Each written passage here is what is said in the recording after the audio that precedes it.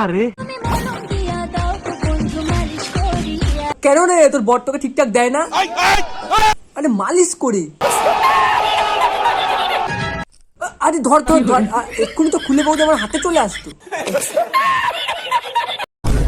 ছোট জিনিস আমার একদমই পছন্দ না, লম্বা চাই, সে যত লম্বাই হোক আমি নিয়ে। কি বলছো কি বৌদি? তাহলে একটা নাইট্রেন পাঠাবো, ঠিক এত বড়, পেছন দিয়ে নিলে মুখ দিয়ে বেরোবে। রোস্টারদেরকে বলছি, শোন, ভালো করে মন দিয়ে শোন। বলো বৌদি বলো, মন দিয়ে শুনছি। ভালো বংশেরও মেয়ে, ভালো ফ্যামিলিরও মেয়ে।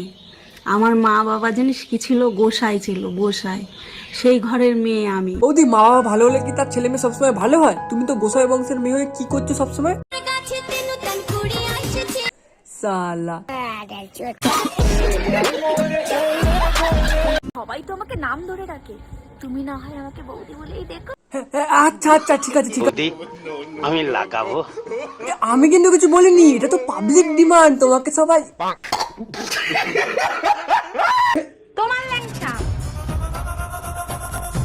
হ্যাঁ ঠিকই বলেছো বৌদি, ওটা দাদারই ল্যাংচা, ছোট এবং অনেকটা কালো।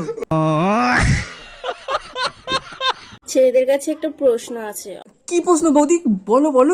আচ্ছা ছেলেরা, বলো তো মেয়েদের কি ঝুলে থাকে?